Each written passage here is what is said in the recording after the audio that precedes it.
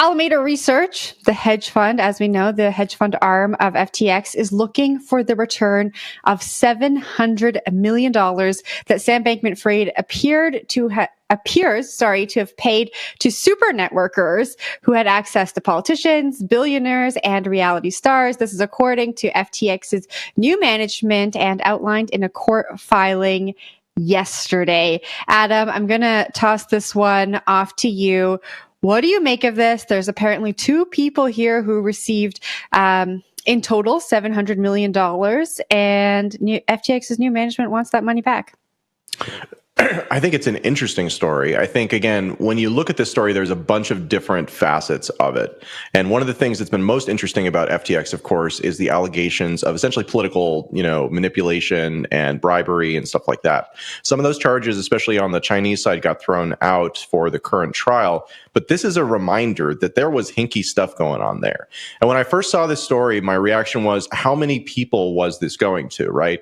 Because if you're talking about, let's say this was $5 million and there was 40 people, right?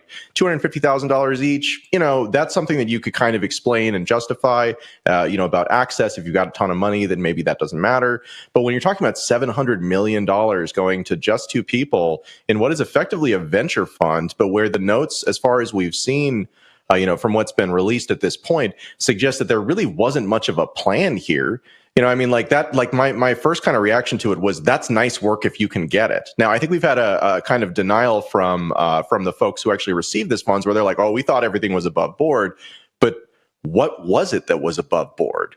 What was the point? I'm super curious, and I don't understand that at all. Jen? Yeah, I just want to read the statement that was provided to CoinDesk.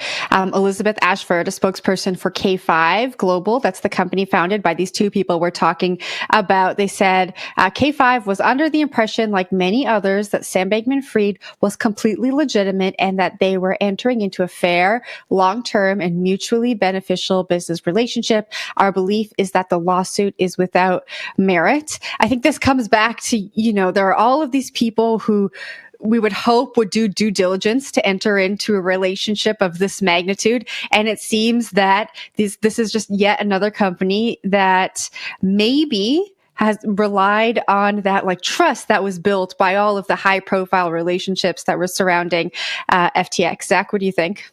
Well, they also built the trust, though. That's the whole point, right? They provide access to the celebrities and politicians and others who really put a lot of shine on the FTX brand, right? I think this is not mentioned in the piece, but I would imagine this connection is probably why Bill Clinton and Tony Blair spoke at FTX's conference in the Bahamas in April 2022, right? So we start to see sort of how this gets done, how FTX, which started as a pretty small brand, rose to the absolute heights of celebrity with Tom Brady, with Steph Curry, with Giselle, with Bill Clinton, with Tony Blair. The list goes on.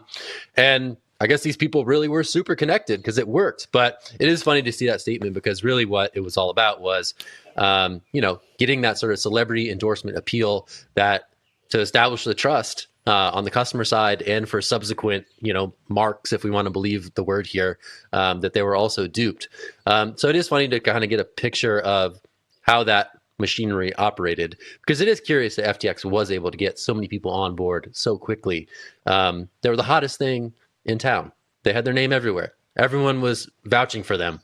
And I think it probably came down to the work of these two folks who were being handsomely compensated for that work, at least according to these documents. So yeah, I'll toss it back to you, Adam.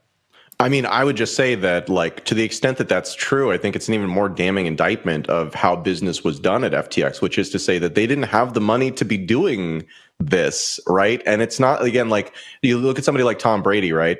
Tom Brady might have been introduced to them through this, but Tom Brady had a deal all by himself. So the deal did not necessarily come from this $700 million. This $700 million was going to this firm that was then doing these introductions. I'm just saying, that's a staggering amount of money. Again, you look at the allegations that are going on right now around the current U.S. president, and the corruption allegations there center around about $14 million worth of alleged payments over the course of a number of years. So again, $700 million is a staggering amount of money for this type of work. And I can't get past that number. And I can't understand I mean, maybe they just are still holding on to a lot of it and they didn't spend it all and there is money to be clawed back there. But again, it's bizarre to me. Jen, any final thoughts? Yeah, you have to wonder how the relationships of these two super connectors have maybe deteriorated over this news, right? We've heard about a few different class action lawsuits that are going after some of the celebrities involved in FTX. And when we talk about celebrities and influencers who start supporting different crypto projects, I think what we've heard through different interviews we've done with celebrities involved in different things, in some conversations I heard at Consensus, it's largely through word of mouth, right? You trust a group of people in the industry, people who you've probably worked with before, and those people get involved in a project, and then they tell you, like, hey, I'm doing this thing, come and do this with me. That's how the entertainment industry works. And you have to wonder how this deterioration of trust kind of trickled through the industry just from this one case. Zach? I think also just the big, huge price tag. Again, this is the table stakes, right? This is the ante to paying for the additional things that came down the line. But I kept thinking when I was reading this piece about Brady Dale, former CoinDesk reporter now at Axios, who wrote the first book to be published on SBF and his downfall. I know he says in that book that like SBF became very attached to the idea of celebrity and being seen as famous and being seen as hobnobbing with the elite of the elite.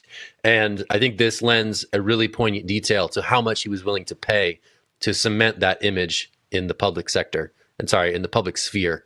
So the idea that this is, again, the ante for subsequent investments in bolstering those celebrity bona fides is really just, it's a striking number for sure.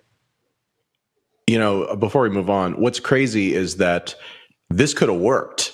Right? Like this was working until the sudden actual downfall, again, catalyzed by CoinDesk reporting that, again, kind of collapsed the scheme as it was. But this could have worked, and it was working in lots of ways, which is just wild to think about.